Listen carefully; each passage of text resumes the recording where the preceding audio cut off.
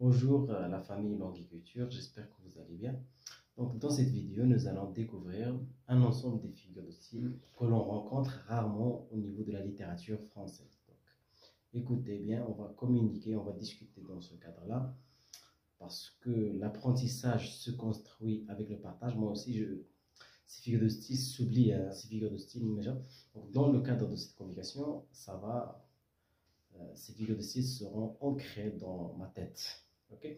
Donc, premièrement, on va parler de polyptotes, aposiopèse, épizeux, cataphore, épiphore et anaphore que vous connaissez déjà. Donc, on va essayer de distinguer entre anaphore, cataphore et épiphore. Donc, tout d'abord, on va mettre l'accent sur ce qu'on appelle la polyptote. C'est une figure d'insistance pour insister sur quelque chose. Donc, c'est la répétition d'un mot sous plusieurs formes grammaticales, sous plusieurs manifestations grammaticales. Donc, surtout le verbe. Par exemple, lorsque je vous dis tu m'aimes, aussi je t'aime. Tu m'aimes, je t'aime. Donc, aimer, ça se manifeste sous plusieurs formes grammaticales de tu aimes, j'aime, etc. On a un exemple très connu de Jean de La Fontaine dans la fable Le rat et l'huître. Tel est pris qui croyait prendre. Donc, pris, prendre. On a dans ce cas-là ce qu'on appelle la polyptote. Tel est pris qui croyait prendre. Donc, c'est une figure aussi qui s'appelle la polyptote. Je vous donne un autre exemple de Charles de Gaulle. C'est la flamme de la résistance ne doit pas s'éteindre et ne s'éteindra pas. Donc, éteindre, infinitif, et on a le verbe s'éteindre au futur simple. La flamme de la résistance ne doit pas s'éteindre et ne s'éteindra pas. Donc, c'est une citation de Charles de Gaulle. Okay? Donc, c'est ce qu'on appelle la polyptote. Donc, c'est la répétition d'un mot sous plusieurs formes grammaticales. Surtout le verbe, ça concerne généralement le système verbal. Ok, donc passons maintenant à ce qu'on appelle aposiopèse. Aposiopèse. Donc c'est une figure de style qui consiste à interrompre une phrase, à ne pas terminer une phrase. Donc on trouve cette figure de style généralement dans des dialogues, des pièces de théâtre. D'accord? Donc quand l'énonciateur ou l'acteur ne termine pas sa phrase, lorsqu'il dit par exemple en réalité, je voudrais, et s'arrête. Donc, cette figure de style se caractérise par les 3 points de suspension. Donc, c'est un signe, c'est une marque typographique qui nous permet de repérer cette figure de style. Donc, lorsque vous retrouvez j'aime, je voudrais, 3 points de suspension. Vous avez totalement raison, mais, et vous terminez par la phrase. Donc, vous laissez la chance au lecteur d'imaginer la suite. Donc, dans ce cadre-là, on parle de ce qu'on appelle l'aposiopèse. Attention. Hein. Moi aussi, j'oublie ces figures ici parce qu'on les rencontre rarement. Donc, j'ai créé cette vidéo pour vous exploiter, pour les ancrer dans ma tête. Donc, je vous exploite, mais de façon positive, pour l'ancrage des apprentissages. Moi, j'apprends. Et vous également, vous apprenez. Donc, c'est une technique très efficace à laquelle vous pouvez recourir, à laquelle vous pouvez faire appel pour apprendre. Donc, moi, j'apprends comme ça. Okay? J'apprends en communiquant. Et en adoptant le fameux principe, l'apprentissage se construit par le biais du partage. Ce n'est pas ma citation, mais j'ai déjà entendu de mes professeurs, de mes formateurs, qui parlent de cette notion. L'apprentissage se construit avec le quand on partage, on apprend. Quand on discute, on apprend. Donc, troisième figure de style, c'est l'épizeux. L'épizeux. C'est une figure de style qui ressemble, donc j'ai bien cherché la différence entre épizeux et palylogie. Je n'ai pas trouvé de différence en réalité.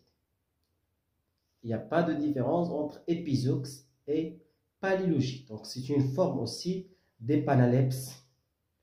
Donc, tout simplement, c'est une figure de style qui consiste à répéter 2 mots, hein, mais ces 2 mots sont juxtaposés, sont liés, d'accord? soit par une pause faible, soit directement sans aucune virgule. Ok? Donc, oh triste, triste est mon âme. Oh triste, triste est mon âme. Vous voyez la répétition du mot triste, mais ces deux mots sont juxtaposés, sont contigus. Attention. Donc, pour ne pas confondre l'épizeux, l'épiphore, cataphore, on va en parler. Okay? Donc, l'épizeux, c'est la répétition de deux mots contigus. Et ils sont généralement liés via une virgule. Donc, oh triste, triste est mon âme. Résistance, résistance, résistance. Ça, c'est ce qu'on appelle l'épizeux. Donc, il n'y a pas de différence entre épizeux et paléologie. Si vous avez une idée sur ça, vous pouvez écrire un commentaire dans lequel vous expliquez la différence entre paléologie, parce que j'ai trouvé les mêmes exemples dans la paléologie et dans l'épizeux. Par exemple, hélas, hélas. J'ai trouvé cet exemple dans paléologie, dans des sites que l'on respecte. Donc, paléologie, épizeux. Je ne sais pas. Donc, patience, patience, patience dans l'azur. C'est aussi une paléologie. Donc, maintenant, passons à ce qu'on appelle la cataphore. Donc, cataphore, c'est tout simplement le fait de transgresser la structure syntaxique d'une phrase.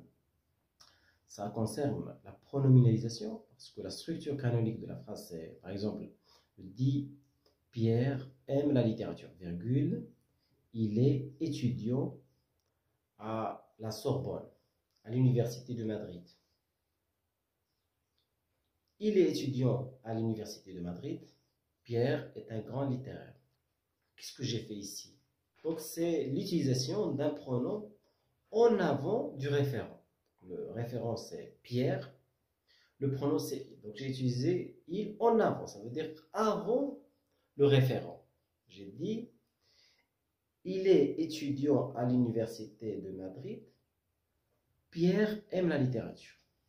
C'est une transgression de la structure syntaxique de la phrase.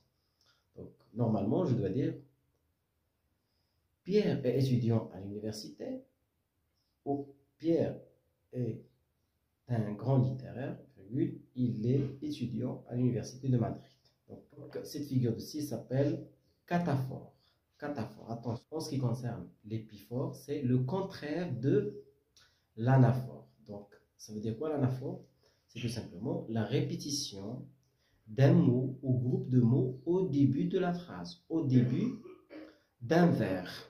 On remarque une répétition au début. Mais quand cette répétition s'opère à la fin du vers ou à la fin de la phrase, on parle de ce qu'on appelle épiphore. Épiphore. Nous allons apprendre ensemble. Je reviens à la ligne. Nous allons travailler ensemble. Par exemple, je peux écrire ces deux verbes. Nous avons étudié ensemble. Nous avons travaillé ensemble. Remarquez la répétition du mot ensemble à la fin de ces deux verbes. Donc, voilà, en grosso modo, les différentes caractéristiques de ces figures de style. Si vous n'avez pas bien compris ces figures de style, relisez la vidéo, vous la téléchargez, comme ça vous allez maîtriser.